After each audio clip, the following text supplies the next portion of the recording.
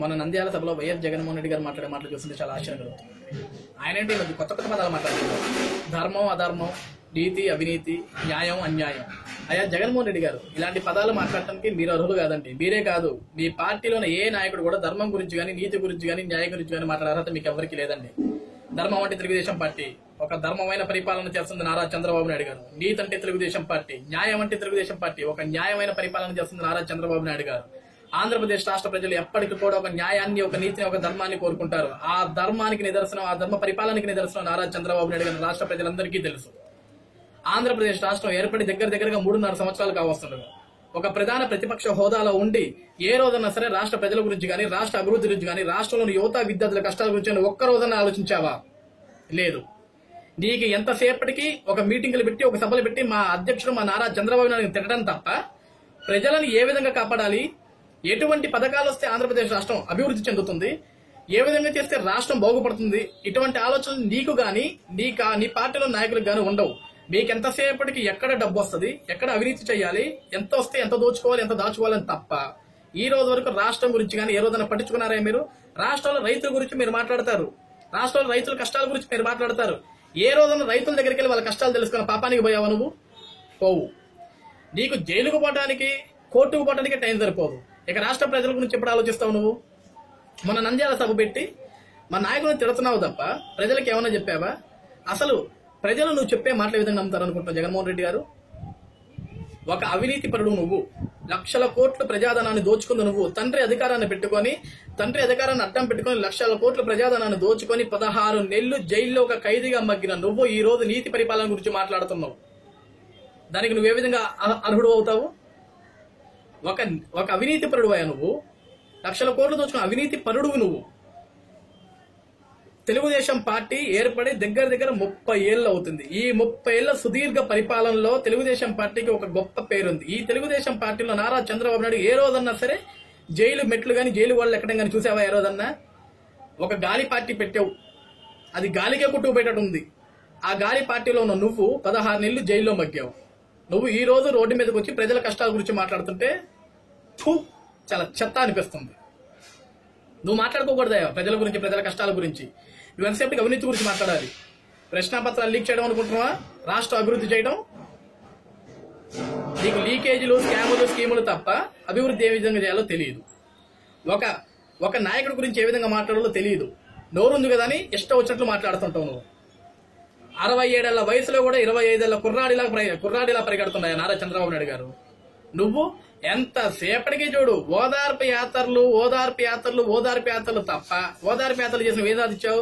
ఓదార్పు యాత్రలు చేసిన జనాల కోసం కాదయ్యా. 2014లో నువ్వు ముఖ్యమంత్రిగా గెలవలేదని చెప్పేసి నువ్వు ఓదార్చుకోవడానికి ప్రజల మధ్యకి వెళ్లి ఓదార్పు యాత్రలు చేశావు. కొత్తగా చండీ యాగాలు ఒకటి మొదలెట్టావు. నాకు తెలిసినంత వరకు ఇప్పటి వరకు రాష్ట్రంలో ఏ నాయకుడైనా సరే యాగాలు ఎందుకు మొదలు పెట్టారంటే, యాగాలు ఎందుకు చేస్తారంటే సకాలంలో వర్షాలు పట్టడానికి, సకాలంలో పంటలు పండడానికి, రైతులకు ఎటువంటి ఇబ్బందులు కలగకుండా రాష్ట్రం సస్యశ్యామలంగా ఉండటానికి యాగాలు చేస్తారు. కానీ నువ్వు అధికార దాహంతో ఒక ముఖ్యమంత్రి అవ్వాలన్న అక్కస్తోటి చండీ యాగం మొదలెట్టావు. ఏ నాయకుడు అన్నా సరే, ఎప్పుడన్నా సరే ఇటువంటి యాగం చేయడం చూసావా నువ్వు? అసలు నీ గురించి మాట్లాడుకోవడం చాలా చెత్తలా అనిపిస్తుంది. ఈరోజు యాగాలు ప్రజల కోసం చెయ్యి, నువ్వు ముఖ్యమంత్రి కావడానికి కాదు. యాగాలు యంత్రాలు చేస్తే ముఖ్యమంత్రి అవరాయా? ఏ రోజు కూడా ప్రజల గుండెల్లో స్థానం సంపాదించుకోవాలి, ప్రజల కష్టాలు సుఖాలు తెలుసుకోవాలి. ప్రజల కష్టాలు తీర్చే నాయకుడు ఏ రోజైనా సరే ముఖ్యమంత్రి అవుతాడు తప్ప యాత్రలు చేస్తేనో ముఖ్యమంత్రి అవ్వరండి. ఈ రోజు మీరు పార్టీలో మాట్లాడుతున్నారు ఎంతసేపటికి సభలు పెట్టి నారా చంద్రబాబు నాయుడు గారు రాష్ట్రానికి ఏమీ చేయలేదని. విశాఖపట్నం హుదూద్ వచ్చి అంతా సర్వనాశనం అయిపోతే మొత్తం ప్రజల మధ్యలో ఉండి వాళ్ళ సమస్యలు తెలుసుకుంటూ ప్రతి క్షణం మానిటరింగ్ చేస్తూ ప్రజలకు ఎక్కడా కష్టం కలగకుండా కాపాడుకుంటూ వచ్చిన వ్యక్తి నారా చంద్రబాబు నాయుడు. హుదూద్ వచ్చిన రోజు ఎక్కడికి వెళ్ళావా? మొత్తం సెటిలైట్ అయిపోయిన తర్వాత విశాఖపట్నం ఒక గొప్ప పట్టణంగా మారిన తర్వాత దాన్ని చూడటానికి వెళ్ళిన నువ్వు అభివృద్ధి ఏం జరిగిందని మాట్లాడుతున్నావు. కొంచెం అన్నా సిగ్గుండాలి. ప్రజలు చెప్పుతో కొడతారండి మిమ్మల్ని ఇదే విధంగా చూస్తుంటే. మీకు తెలియట్లేదండి ఎంతసేపటికి చంద్రబాబు నాయుడు తిట్టడం తప్ప రాష్ట్ర అభివృద్ధి ఎలా చేయాలో మీకు తెలియదు. నారా చంద్రబాబు నాయుడు గారిని నువ్వు నడి రోడ్డు మీద పెట్టి కాల్చి చంపుతావు. అంత దమ్ముందా నీకు గాని, నీ పార్టీకి గాని? ఆ మహానాయకుడి దగ్గరికి వెళ్లాలంటే తెలుగుదేశం పార్టీకి 50 లక్షల ప్రైవేటు సైన్యం ఉంది, గుర్తుపెట్టుకో జగన్మోహన్ రెడ్డి గారు. మాలాంటి యువతను దాటాలి, మాలాంటి విద్యార్థులను దాటాలి. మందరిని దాటి నువ్వు చంపగలవా ఆయన్ని, కాల్చగలవా ఆయన్ని? నువ్వు నీకంత దమ్ముందా? రేపొద్దున నంద్యాల ఎలక్షన్స్ రిజల్ట్స్ చూసి నిరాశ నుసృతతో నిన్ను నువ్వే కాల్చుకుంటావు తప్ప నారా చంద్రబాబు నాయుడు ఏమీ చేయలేవు. ఒక రాష్ట్ర ముఖ్యమంత్రిని పట్టుకొని నీ నోటికి వచ్చినట్లు నువ్వు మాట్లాడుతున్నావు. రాష్ట్ర ప్రజలందరూ గమనిస్తున్నారు. నీకింక భూమి మీద ఉండే నూకలు చెల్లిపోయే జగన్మోహన్ రెడ్డి గారు. ప్రజలు క్షమించరు, ఎప్పటికీ క్షమించరు నిన్ను. ఎన్ని అబద్ధాలు చెప్తావా నువ్వు, ఎన్ని అబద్ధాలు చెప్తావు? ఈ రోజు నువ్వు ధర్మ పరిపాలన గురించి మాట్లాడుతున్నావు. ధర్మ పరిపాలన అంటే ఏంటో తెలుసా అసలు నీకు? ధర్మం అంటే ఏంటో తెలుసా నీకు అసలు? నీకు అవినీతి చేయడం తప్ప, లక్షల కోట్లు కుంభకోణాలు చేసి దోచుకోవడం దాచుకోవడం తప్ప నీకేమీ తెలియదు. ఈ రోజు నువ్వు ధర్మం గురించి మాట్లాడుతున్నావు. నీ తండ్రి ముఖ్యమంత్రిగా ఉన్నప్పుడు చేసిన అవినీతి వల్ల ఒక ఆడ కూతురు IAS శ్రీలక్ష్మి గారు జైల్లో ఉండి తన కుటుంబానికి దూరమై తన ఆరోగ్యం మొత్తం చెడిపోయిందయ్యా. అదే ధర్మ పరిపాలన. నీ తండ్రి అధికారంలోకి వచ్చిన తర్వాత సాఫ్ట్వేర్ ఉద్యోగులందరూ రోడ్డును పడ్డారు. ధర్మ పరిపాలన. నీ తండ్రి వచ్చిన తర్వాత విద్యార్థులందరూ రోడ్డు మీద పడిపోయారండి. అది ధర్మ పరిపాలన. ఇక తర్వాత నువ్వు వచ్చావు, ఒక గాలి పార్టీ పెట్టావు. అది గాలిగా ఉండడం తప్ప మీ పార్టీలో ఉన్న వాళ్ళంతా నిజంగా నువ్వు పెట్టిందే గాలి పార్టీ, మీరు మాట్లాడేది గాలి మాటలు. మీ గాలి మాటలు ప్రజలు ఏ విధంగా నమ్ముతారండి?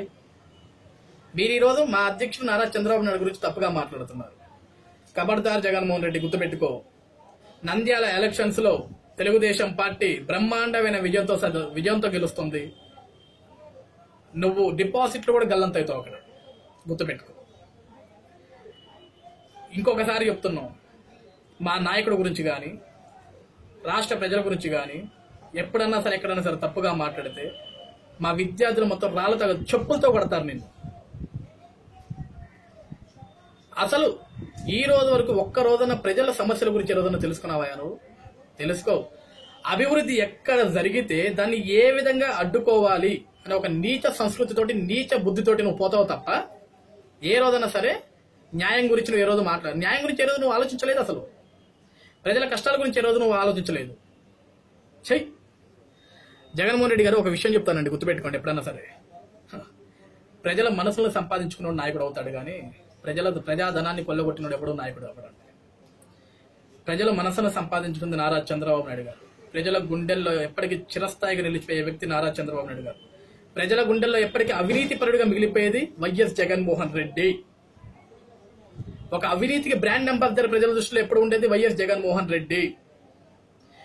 నిన్ను మీ పార్టీలో 40 సీట్లు గెలిపించినందుకు ప్రజలు ఈ రోజు ఇంకా బాధపడుతున్నారండి. ఒక అవినీతి పనిని మేము గెలిపించుకున్నామా?